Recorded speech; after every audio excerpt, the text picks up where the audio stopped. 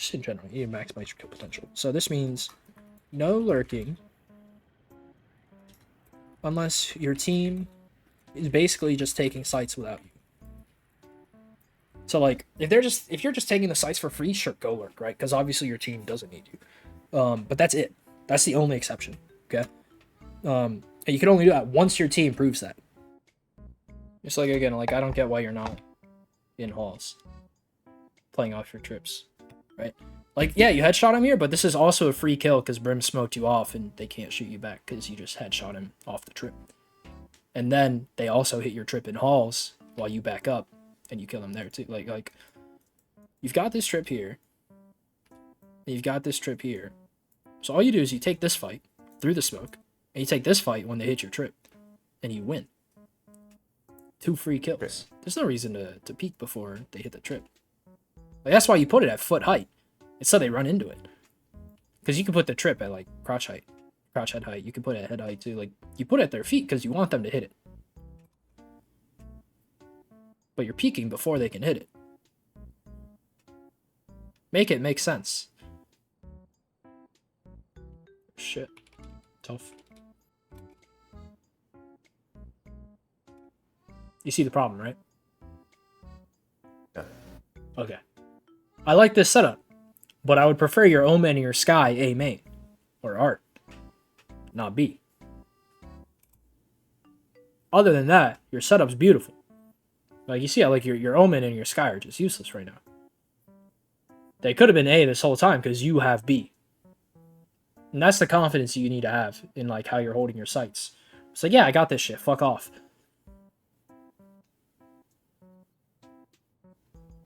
You good? You good, bro? What are we doing? Look at the dogs. They're not. You're not in danger. Just run.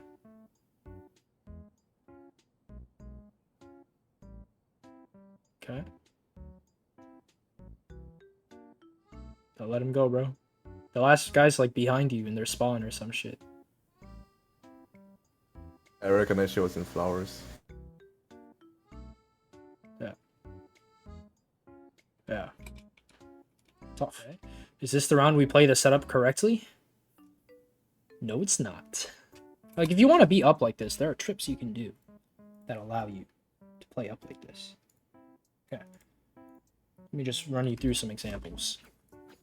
Because I don't mind this playstyle, but I do mind the fact that your trips are dog shit for this playstyle. So first of all, you could wait for the barrier to drop. You could throw a trip down. Okay. So you can play a little more aggressive. You can get a trip like here. Okay. This goes across the site. There's also... Ah, yes. There we go. You do some shit like this. Okay. You can do these sorts of trips. And obviously the one that you've been doing. Can't move my fucking mouse. Oh shit, table. And now you can play around here. You have like a cage like this. And you have a cage like this. And now you're free to move around and spray them down. Life is good. Right? It's totally okay to play this playstyle. Just please make your tripwires work. Because your gun and your trips are saying completely different things. Or your positioning and your trips are saying completely different things. And like you said before the session started that you were concerned about like map control. It is a big part of it. Knowing what you're supposed to be doing, telling your team to work around it.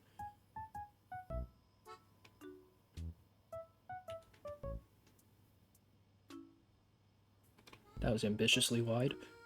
Let's see. Set up A for the spam. Yeah. That's not a spam. That main trip. You don't spam kill that guy.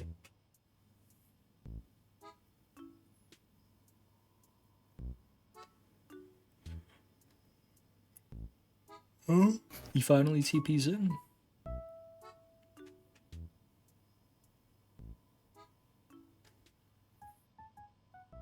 You know the problem with this setup, right? Yeah. Dominate's way too... Stop. Yeah. Also, when Nats does this, his cam is doing that work for him. Okay. Oh, okay. No need to beat. You're holding halls. Halls is your job. Every second you're peeking, it's a chance for you to die. But your objective is to hold halls. So he gets his info with his cam. And that's it. He's chilling. And then he sits back here and he holds. Because that's his job. You guys have been playing the same fucking setup the whole game. Not changing anything, expecting to win without changing. But, Silver. Fucking hell. Literally the definition of insanity, bro. Y'all doing the same thing and expecting something different. I still don't see the point in the Guardian, by the way. Because you play it like a Vandal. Except instead of crouch spraying, you crouch tap. Like, we even run the Guardian on offense? Come on. At least on defense, you can be like, yeah, you know, I'm precise. I got good crosshair placement. They just walk into my shit. But not on offense. On dog. Lurks are great. But something you have to remember when you lurk is that it only works if your team works. And there's two caveats to this. One, you're silver. Peak gold. Two, you're down 3 to 11. Both of those things mean that your team sucks. No way you just walk past all those fucking rifles, bro. I can't believe you. So you're down 3 and 11, which means your team sucks. And your team's silver, which means your team sucks. Which means it's hard to get good, consistent value out of lurking. You can try, but it's not going to work. And the only way to like consistently rank up is if you're consistently getting value. Just the mere fact that you tried to lurk means you gave up your chances of getting value in the round because you getting lurk value depends on your team being good. Yeah, I understand. No one has actually explained that to me before. Because no one actually plays Sentinel. All the coaches you watch don't actually play fucking Sentinel and shit. But your boy loves Cypher. And your boy loves lurking. Okay, trust me. Your boy loves lurking. Okay, Viper, Cypher, Omen. 600 plus hours. Okay. But I also know if you're playing Cypher, like I've been playing him a lot this act, right? I have a 61% win rate on Cypher. I know what I'm talking about. You cannot be lurking. You cannot be lurking, right? Lurking is just hard, man. It's hard because your team has to be good. The best way to understand lurk timings and like that stuff gets consistent and like impressive when the players you're playing against are consistent and impressive, which is not silver players. It's just not silver players, dude. Like once you're in like Ascendant plus, then lurking gets really effective because people have like patterns. What the I've never seen that. Holy shit. People have patterns and they like play consistently and normally, but in silver, no one knows what the fuck they're doing. So the way you win is you shoot their heads, which this game you appear to be very good at. So, you know, do that more, optimize for that. And it's the same. This is the same thing on defense, right? Like you were limiting your value by not playing with the purpose of your setup, by not telling your team. So to be a really good lurker, you either have to be a really good IGL, or you have to have good teams. And yeah, like that doesn't happen. It's silver. So ideally, like your playstyle is Cypher on offense. It's kind of look like this. So like you're gonna trip both flanks, obviously, right? So. What was that fucking B trip you did? Okay. That's. You actually look at the other side, which is easier. It's like a break your aim at.